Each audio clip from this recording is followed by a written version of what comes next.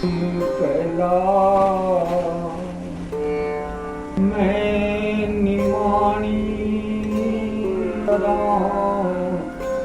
अर्जोई निधान प्रभु ठाकुर मैं निमाणी अर्जोई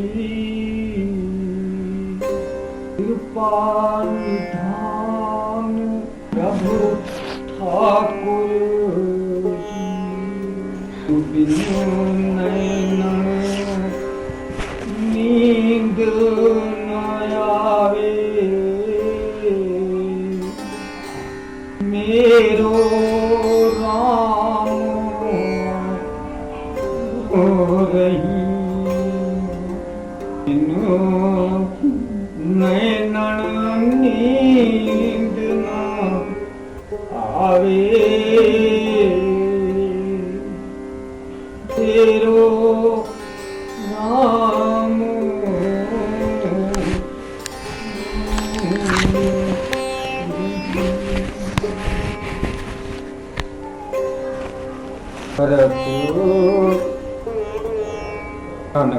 चढ़दी कला तेरे भाने तेरे भाने तेरे भाने चढ़दी कला तेरे भाने कला तेरे भाने महापुरुषों के मन परमात्मा को अर्पित होते हैं। के मन से जो भी विचार निकलते हैं वो इबादत के लिए ही होते हैं। महाराज जी फरमान कर रहे हैं कि मैं निमानी हूं, मुझे और किसी का मान नहीं है, अर्थात ये संसार में किसी भी पदार्थ, वस्तु, धन दौलत, किसी चीज का भी इनकार नहीं है, मेरापन नहीं है। मैंने ये जान लिया है कि सब कुछ तेरा है तो तेरा ही रहेगा। यही विचार करके मैं बेनती कर रहा हूं कि मुझे अपने शरण में ही ले लो, अपना बना लो, अपने साथ जोड़ लो। मैं आपका था, आपका ही बना रहूं। जिस काम के लिए आपने मुझे भेजा है उस काम को पूरा करूं और अंत में आप ही के घर पहुंच जाऊं। जितना समय आपसे बिछड़कर, आपसे अलग होकर इस संसार में मैं रह रहा हूं, तब तक मैं तुम्हें भूलूं नहीं। मैं गफलत में गलती से भी एक पल भी तुझे भुलाऊं नहीं। हमेशा तेरी याद बनी रहे। हे मेरे राम रूप, हिम्मत करने वाले, दयालु और कृपालु मालिक, मुझे अपनी शरण में लो। मैं आपके घर का सेवक हूँ। इसी प्रकार आपकी मर्जी के अनुसार मेरा जीवन कटे। आपके बनाए हुए इस संसार में इतना समय भी मुझे गुजारना पड़े, आपकी याद में गुजारूं। और महाराज जी एक मालिक से प्रार्थना कर रहे हैं, ये मालिक मैं तुझे कभी ना भूलूं। कब भूलता है इंसान अपने मालिक को? जब वो संसार के पदार्थों में, उनके रसों में, उनके स्वादों में मन को लगा देता है। जब ये जीव किसी चीज का, किसी पदार्थ का, चाहे वो खाने पीने की हो, चाहे वो देखने की हो, चाहे वो सुनने की हो, जब उसका आनंद लेता है, उसमें उसे स्वाद लगता है, मजे लेता है, समझ लेना चाहिए कि उतने समय के लिए वो मालिक को भूल गया है। मालिक की याद को जो हमेशा रखता है, एक पल, एक क्षण भी उसे भुलाता नहीं। इसे समझ लेना चाहिए कि संसारी पदार्थों से, संसारी संबंधों से, रिश्तों से, शरीर से, शरीरों से कोई लगाव नहीं है। ये लगाव मोह के कारण होता है। मोह मानकर चलना चाहिए कि सभी विकारों की जड़ है। सबसे पहला विकार मोह का आता है। किसी कोई अहंकार का आ गया है, या अहंकार का दूसरा नाम मोह है। मैं और मेरी से शुरू होता है, तो जो कुछ मैंने बनाया है से लगाव हो जाता है। मैंने बनाया है अर्थात वो मालिक का नहीं है, गुरु का नहीं है। उसी से ही सुख और दुख की शुरुआत होती है। फिर हर पदार्थ, हर प्राणी, हर जीव, सभी मनुष्य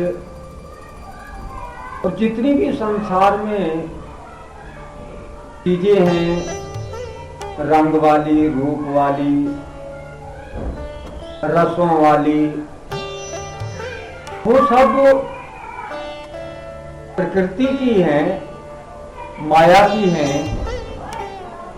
या ईश्वर की हैं, मेरे गुरु की हैं, कुछ भी मान लीजिए, पर मेरी नहीं है। ना है वो मेरी और ना ही हो सकती है। मैं अगर चाहूं कि कोई भी चीज तब तक बनी रहे और मुझे सुख देती रहे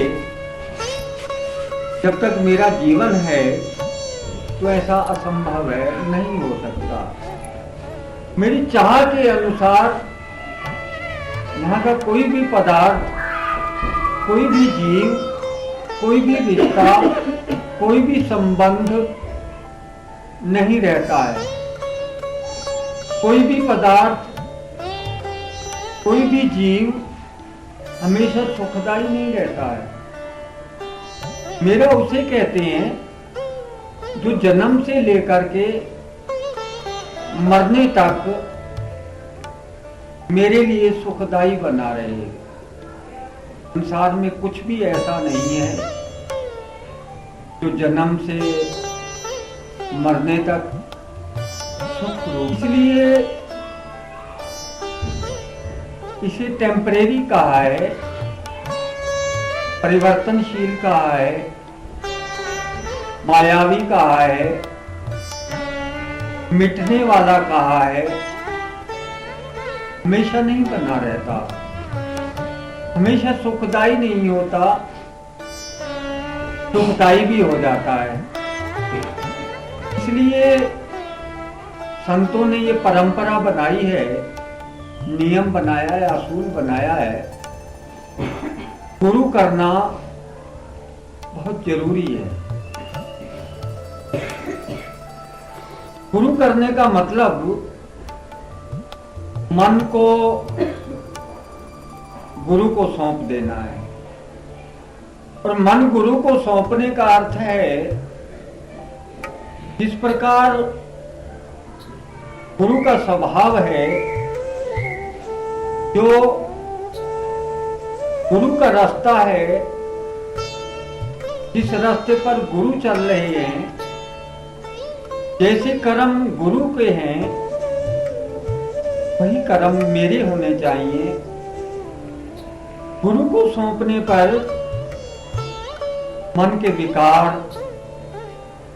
मन की बुराइयां सब धुल जाती हैं। जैसे कपड़ा धोबी को देने पर कपड़े के दाग, कपड़े की मैल धुल जाती है, साफ हो जाता है, उसी तरह मन गुरु को देने पर मन की मैल धुल जाती है। और अगर देखें कि हमारा मन साफ है या नहीं, कैसा व्यवहार करता है, कैसे संसार के प्रति विचार हैं मेरे, कैसा जीवों से व्यवहार है, क्योंकि सारा व्यवहार मन से होता है। अगर मन में मैल है, व्यवहार ठीक नहीं है, तो हमें मान लेना चाहिए कभी हमने मन गुरु को नहीं दिया है, गुरु में हमारी श्रद्धा नहीं है। तो श्रद्धा हुए बगैर गुरु से कृपा की इच्छा रखना नादानी है, बेवकूफी है, नासमझी है। गुरु ईश्वर सारे संसार को, उन दुनिया के हर जीव को पेट भरने वाले,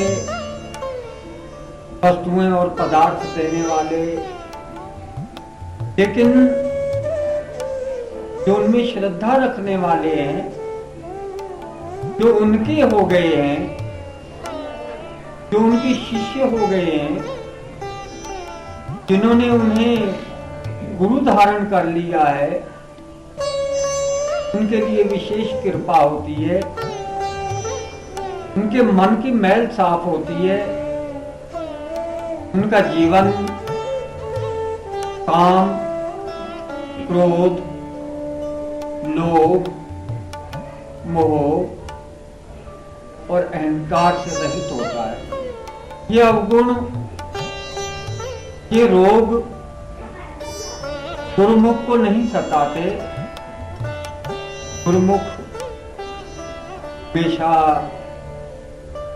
गुरु के साथ ही बना रहता है, कभी गुरु से अलग नहीं होता है, सब कुछ गुरु का मानता है। केवल व्यवहार के लिए ही ये हमें संगी साथी, चीजें और पदार्थ मिले हैं। जैसे किसी व्यक्ति ने किसी फर्म में, किसी कंपनी में नौकरी कर ली हो, नौकरी करने पर कार, बंगला, नौकर चाकर इत्यादि सब मिलते हैं। उसी तरह सतगुरु ने हमें अपने नौकरी में लिया हुआ है या हमने प्रार्थना करके नौकरी की मांग की है और उसने स्वीकार करके हमें अपनी नौकरी में ले लिया है। तो नौकरी भी जो संत कहते हैं 8 पहर की नौकरी कहते हैं, 24 घंटे की नौकरी कही गई है। और जो भी कर्म मैं करूं वो तेरे निमित्त हो, तेरे लिए हो, तेरे रहते हुए हो, तुझसे अलग हो करके ना हो, तेरे लिए हो, तेरे हुक्म में हो। अगर तेरे लिए है तो फिर मेरे संसार में किससे संबंध होना चाहिए? जब मन का हर विचार मालिक की याद में रहे, जब हाथ पांव आंख नाक जो भी काम करें अब उसी के ही लिए करें। इसी का नाम ही गुरु की चाकरी है। मतलब जो भी सेवा इन अंगों से की जाए, शरीर से की जाए, वो उसी की सेवा में हो, उसी के नाम में हो, उसी को हजूर में हो। ऐसा जीव ही रोग मुक्त, काम क्रोध लोभ मोह और अहंकार से मुक्त रह करके इस संसार में समय अपना बिताता है। कभी भी ऐसे जीव से कोई भी जीव दुखी नहीं होता।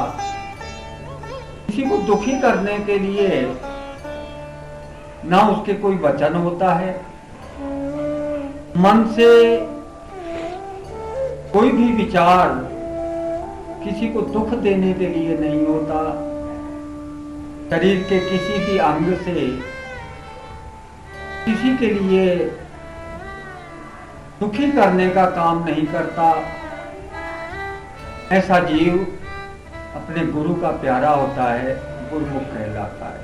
संसार में रहते हुए भी सुखी रहता है, कभी दुखी नहीं होता। तो उसकी इबादत, उसकी बंदगी इसी में है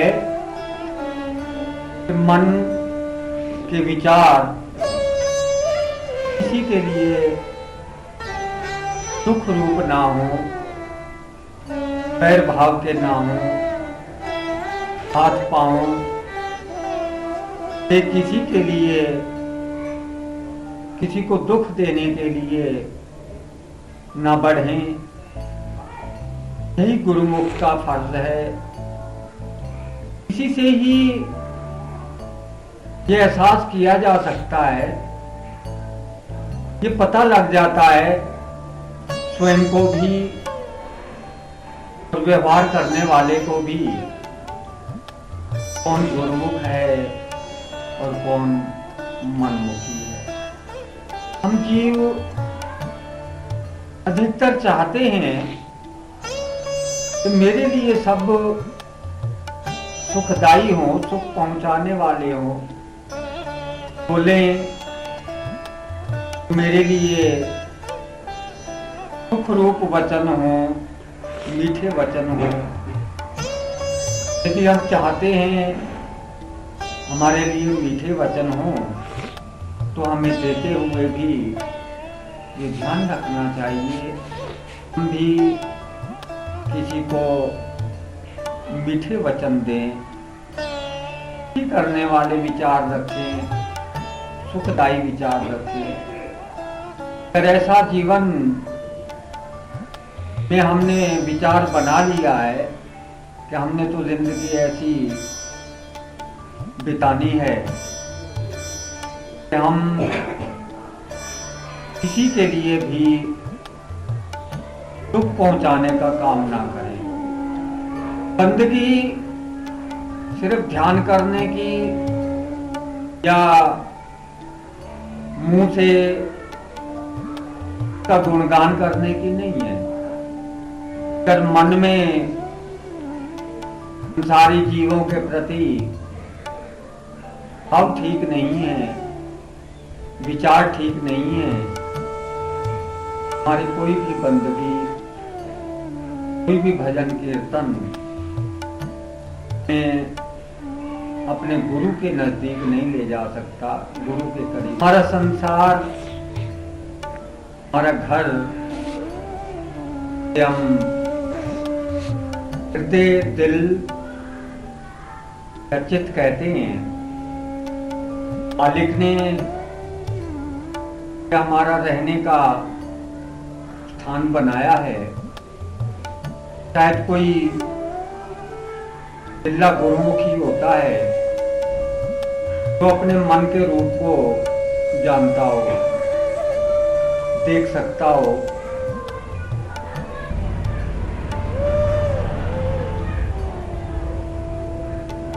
जहां हम रहते हैं, इस संसार में रहते हुए जो हमें घर या मकान दिया गया है, कोई शरीर में स्थित है, उसी में आत्मा की परछाई है, आत्मा की शक्ति है। आंख बंद करने पर हम जहां पहुंचते हैं उसी को अपना चित्त मानना चाहिए। भाई हमारा चित्त होता है, उसमें क्या नजर आता है उसी से ही एहसास हो जाता है कि हमारा मन कैसा है। आंखें बंद करने पर 10-15 मिनट में जैसे विचार आने शुरू हों, समझ लो वैसा ही हमारा मन है। या कुछ दिन के बाद में जैसे हम यहाँ संसार में चीजें देखते हैं, पेड़ पौधे देखते हैं, घर मकान देखते हैं, इसी तरह हमें अंदर भी दिखाई देते हैं। जैसे रूप, शरीर हम बाहर देखते हैं, इसी प्रकार हमें अंदर भी दिखाई देते हैं। तो किस तरह के होते हैं उसी से ही पता चलता है कि हमारे मन में हमने क्या भरा हुआ है। जो कुछ दिखाई देता है वो वास्तव में हमने स्वयं भरा हुआ है। अब वो अंदर के देखते हुए हमें जब ये एहसास हो जाता है कि हमारे अंदर जो कूड़ा करकट भरा हुआ है वही बाहर निकल करके व्यवहार रूप में हमारे काम आता है, उसी प्रकार से हमें बाहर से मिलता है जैसा हमारे अंदर भरा हुआ है। तो ध्यान तभी आदमी कर सकता है, या ये कह सकते हैं कि ध्यान मन तभी लगा सकता है जब उसे इस बात की कि मुझे अपना घर साफ करना है, सफाई करनी है। संत जो है वो मन की सफाई करने के लिए रास्ता बताते हैं। हजूर साहब ने दर्शन सागर में बताया है कि अंदर गए बगैर मन की सफाई नहीं होती है। गुरु हमें रास्ता देते हैं, बताते हैं कि किस तरह से तुम अपने मन को साफ कर सकते हो। या फिर दूसरा रास्ता है टोटली मन को गुरु को सौंप देना। जैसे ध्यान में रह करके, ध्यान में बैठ करके मन को गुरु से मिलाया जाता है, उसी प्रकार संसार में रहते हुए, कर्म करते हुए गुरु में ही रहना सभी व्यक्तियों के बस में नहीं होता है। तथा संसार की कोई चिंता ही ना हो, कोई फिक्र ही ना हो, किसी भी संबंध में मैं और मेरा बिल्कुल ही ना हो। हर कर्म करते हुए कुछ भी हो रहा है, मैं नहीं कर रहा हूँ, ऐसा एहसास हो, ऐसे विचार हो। मैं कुछ कर नहीं रहा हूँ, मेरे से कुछ हुआ नहीं है, मैंने कुछ किया नहीं है, मैंने कुछ बनाया नहीं है, मेरा कुछ बना हुआ यहाँ नहीं है। संसार में कुछ भी मेरा बना हुआ नहीं है, मैंने कुछ बनाया नहीं है। सब कुछ मेरे मालिक ने बनाया है, उसी का दिया हुआ है, वही देख रहा है, उसी ने ही बनाना और संवारना है। मेरे लिए कोई चिंता का विषय नहीं रह जाता। ऐसे जीव सदा अपने गुरु के साथ रहता है, गुरु के घर में ही रहता है, गुरु से मिला हुआ ही रहता है, कभी दुखी नहीं होता। यदि ऐसा हो जाए तो कहा जाता है कि मन गुरु को सौंप दिया गया है, गुरु की आज्ञा में चल रहा है मन। मैं का अर्थ है मन, तो मन गुरु को सौंप दिया, अर्थात मन से कोई भी काम हो रहा है, किसी तरह का कोई विचार है, वो गुरु घर से जैसे निकल रहा हो ऐसा वो विचार होता है, और उसी से ही हमारी ये इंद्रियां काम करती हैं, व्यवहार करती हैं, जगत के सारे काम होते हैं, संसारिक काम होते हैं। तो गुरु को समर्पित मन कभी किसी के लिए दुखदायी नहीं होता है। गुरु को समर्पित मन से किसी के लिए भी गलत विचार, दुखदायी विचार, बुरे विचार, मेरी तेरी के विचार नहीं आ सकते। ऐसे विचारों वाला पुरुष जो गुरु समर्पित मन से निकलते हैं, खुद भी सुखी रहता है। व्यवहार सही होने से सभी का व्यवहार भी उसके साथ सही रहता है, इसलिए वो व्यक्ति कभी दुखी नहीं होता, मालिक से मिला हुआ रहता है, और शरीर छोड़ने पर वो मालिक में ही समा जाता है। उसे संसार में भटकना नहीं पड़ता, हम भी सुख, और शरीर छोड़ने के बाद वहाँ भी सुखी रहता है। हम जीव को जिसने मेरा मेरा कह करके, मेरा मान करके संसार में कुछ बनाया है, माता पिता, भाई बहन, रिश्तेदार, बंधी, पड़ोस पड़ोस, देश, जमीनें, जायदादें, मकान, मंदिर, मस्जिद, गुरुद्वारे बनाया हुआ है, वो उसे अब भी भोग रहा है, अब भी दुखी है, और मरने के बाद भी उसके विचार इन्हीं में रहते हैं। फिर दोबारा वो जीव संसार के आवागमन के नियम के अनुसार बार बार जन्म लेता है। हजूर साहब ने अपनी वाणी में लिखा है कि जिसके विचार संसार में रमे हुए होते हैं, वो बार बार इस संसार में अवतार धारण करता है, अर्थात जन्म लेता है और दुख भोगता है। अपनी चाह, अपनी जरूरतें, आवश्यकताएं जो उसकी रह गई हैं, अधूरी रह गई हैं, जो वो चाहता था करना, पूरा नहीं हुआ, उसी के लिए वो बार बार जन्म लेता है और उन्हें आकर के भोगता है, कभी सुखी और कभी दुखी रूप में।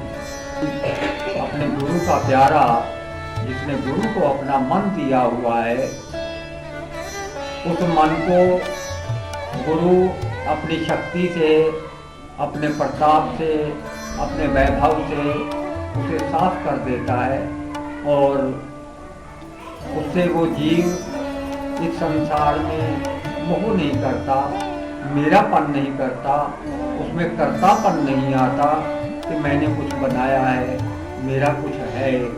और इस प्रकार वो निर्लेप होकर के यहाँ रहता है, किसी प्रकार का उसे दुख नहीं होता। और इस शरीर को छोड़ने पर भी वो अपने गुरु के पास जाता है, आवागमन का चक्कर उसका नहीं होता। जब भी अगर भेजा जाता है, जैसे गुरु गोविंद सिंह ने लिखा है, हम हैं पूर्ण पुरुष को दासा, देखन आए जगत तमाशा। साथ हम अपने गुरु के ही दास हैं, संसार की दासता के लिए नहीं आए। संसार में इन वस्तुओं और पदार्थों के लिए लड़ाई झगड़े में पड़ने के लिए नहीं आए हैं। हम तो संसार को देखने के लिए आए हैं कि कैसा चल रहा है। हम ये काज जगत में आए, धर्म हेतु गुरुदेव पठाए। तो भी संसार में हम अगर आए हैं, हमें भेजा गया है, तो धर्म की रक्षा करने के लिए हमें भेजा गया है। हम उस बनाए हुए संसार में जो धर्म है, जिसको ये जीव भूल चुके हैं, हम उसकी पुनर्स्थापना करने के लिए, याद दिलाने के लिए इस संसार में आए हैं। याद दिलाते रहेंगे, स्वयं भी याद रखेंगे और याद दिलाएंगे। हमें अपना मालिक कभी नहीं भूलेगा। हम अपने मालिक के हैं, मालिक के ही बनकर, मालिक का ही सब कुछ मानकर इस संसार में रहेंगे और निर्लेप होकर के इस संसार से अपने मालिक के पास ही वापिस चले जाएंगे। नानक नाम चढ़दी कला तेरे भाਣੇ ਸਰਬੱਤ ਦਾ ਭਲਾ। नानक नाम चढ़दी कला तेरे भाਣੇ ਸਰਬੱਤ ਦਾ ਭਲਾ। नानक नाम तेरे भाਣੇ ਸਰਬੱਤ ਦਾ ਭਲਾ। नानक चढ़दी कला तेरे नाम चढ़दी कला तेरे भाਣੇ ਸਰਬੱਤ। नानक चढ़दी कला तेरे भाਣੇ